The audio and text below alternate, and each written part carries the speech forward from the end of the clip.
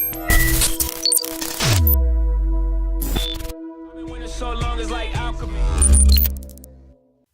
NBA world community mourns the loss of Greg's wife, Erin. Spurs assistant coach fills in, and there was a thick air in the arena in San Antonio on this Game 3. Rudy Gay driving baseline kicks to LA and one at the rim, but not quite the energy you might expect in this moment from an old San Antonio team. And there's no big personnel move for the Spurs to make. They just don't have the roster to match up. KD doing what he does at the free throw line. I want to shout out Tony Parker, though. Rising out of nowhere for 16 points in 17 minutes. A burst from Tony in the first half to give the Spurs life. Kyle Anderson, slow motion. Rudy Gay with the hammer on Draymond Green. Would Draymond have an answer? And he gets his baskets off gravity. Peep the fake dribble, handoff, drive, gets all the way right. DeJounte gets some mustard. Now, the story in this series has been Clay's ability to shoot all over San Antonio, and he continued to do so. He just didn't hit it at quite as high a clip in this Game 3, as it was an ugly rhythm and pace. Not a lot of energy in this arena. KD doing what he does. That's light work. No chance for Rudy Gay. Fall away baseline. Now watch Clay put this man in the blender. He doesn't dunk it, though. You know, three's more than two, so he splashes.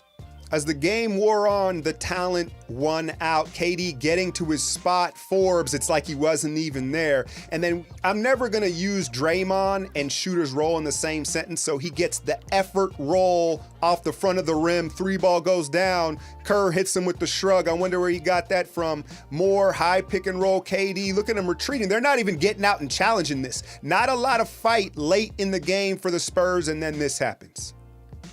KD rolls the ankle. I'm not gonna lie to y'all, I stopped breathing. Now, if you take a look at the stands, that should give you a good idea whether or not this game was still competitive at this point in the fourth quarter. In the very next play, Sean Livingston rolls his ankles. So a pretty good performance considering the circumstances from both teams. Warriors up 3-0, but at what cost? All right, y'all, so I went into this game circling this as the hardest game in the series, clearly, right? Game 3, when a team is down 2-0, historically is the game. If they're going to get a game, it's that Game 3. Then the tragedy of Greg Popovich losing his wife in the last 24 hours.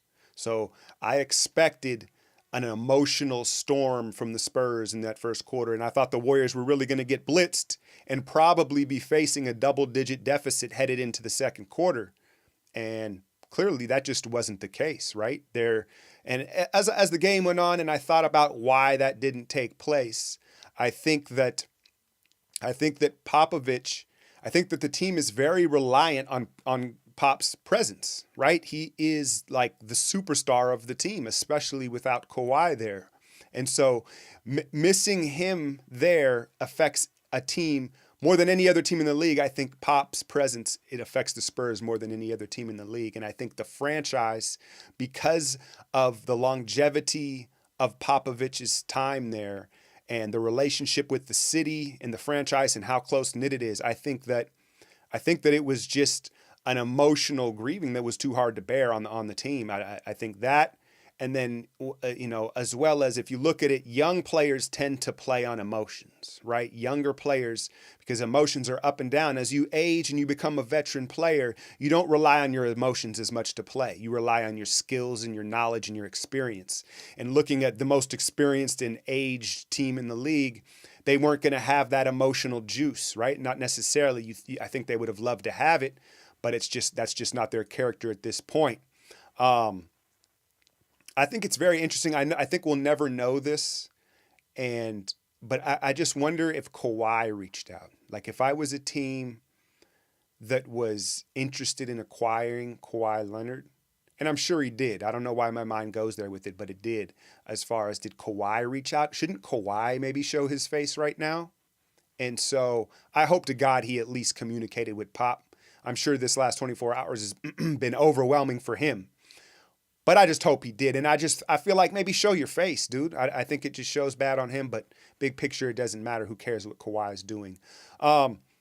to the game. So I expected a blitz. It never happened. It was really close. Terrible shooting both ways. The rhythm and the pace of the game. It just didn't feel like a playoff atmosphere. And that's why I go back to the grieving from this franchise in this city. I think the Warriors felt it. I think everybody in the arena felt it. There was just never that playoff atmosphere during this game. And I don't blame them. It just was what it was.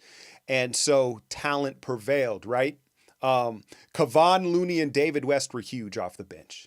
I think they were kind of the MVPs of the game as far as just their energy and 50-50 balls and physicality, right?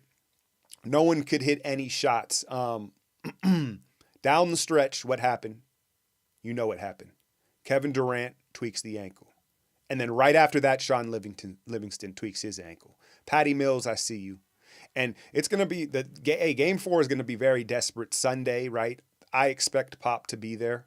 Just based on what I know from him. He's such a fighter, right? And I expect him, but who knows? Either way, you're looking at a team where these are a lot of guys where, is this possibly the end of their career? Manu, Powell, I don't know what Powell's deal is, Parker, right? But there's a lot of guys here in the twilight, right? So they're going to leave it all on the floor at game 4 Sunday, and it could be a very physical, dangerous game. Now back to KD tweaking the ankle. KD, I've brought this up before. He wears his Durants. Remember when he had the foot problems in OKC? Ever since then, he's been wearing them loose, and the shoe comes off like every other game, right? And if you watch, a lot of the time when he plants down after jumping or whatever, his shoe will start to roll over like that. So I don't think KD's sprain may be as bad as it appeared. And then you also just read his body language, right, after it. And I think that his elasticity in his ligaments is very good. And you can tell from his build, right? He's so lanky and lean. You would expect him to be very dexterous. And so, it's going to be a tweak. He's going to need to ice it. It's going to be swollen. It'll probably be stiff, but I don't think it's that serious. I think Sean's looked worse. And, but I understand there's two philosophies with this, but if you ask me, the biggest knock on Steve Kerr as a coach is his rotations, right? You love him as a motivator, as an X's and O's guy, and as an ego manager amongst superstars, right? He's almost the full package. If I were to knock him, it would be the rotation. And I am of the school of thought that you clear the bench when the game is over.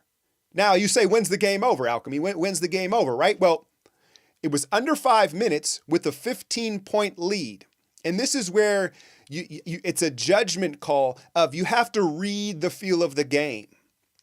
I believe the announcer said, this one feels over, right? I'll tell you when the game was over. The game was over when David West batted the ball out for 3 consecutive offensive rebounds and Clay ended up banging down a 35-footer. That was it. That was the throat slash in game 3. And so you have to coach the feel of the game. The game was over. And Durant, Clay, and Draymond were all out on the floor. And that's why you clear the bench, because you can never account for these freak type of things. And when they happen, especially later in games, when guys' egos and emotions get the best of them. Patty Mills, the defeat is setting in for him psychologically, and he's flailing and diving all over the floor recklessly. That's why you get your stars out, Steve Kerr. Now, moving forward, everybody's going to be chipped up. This is the playoffs. This is going to happen. It could have happened in the first quarter. You say, hey, that's fine. But I'm saying that's why you take them out. The least amount of time on the floor equals the least amount of risk of injury moving forward. So, like I said, I feel like KD's is less severe than Sean's. But I hope it's a lesson learned to Steve Kerr, because the game was dead. The fight was taken out of San Antonio. There was no reason to have them in. Put Bell, Damian, Nick Young. That's why you have an end of the bench for those situations. Moving forward, like I said, game 4, I still don't know if it's a sweep. I think they're going to leave everything out on the floor, and I expect an emotional return of Greg Popovich in San Antonio. It may be a sight to be seen, right? And looking ahead to round 2. Here come them New Orleans Pelicans, man. Them Pelicans is looking spooky. You know your boy's going to break down that matchup when it comes. I know I'm getting a little ahead of myself, but until then, hit that like, share, and subscribe. I'm out, y'all.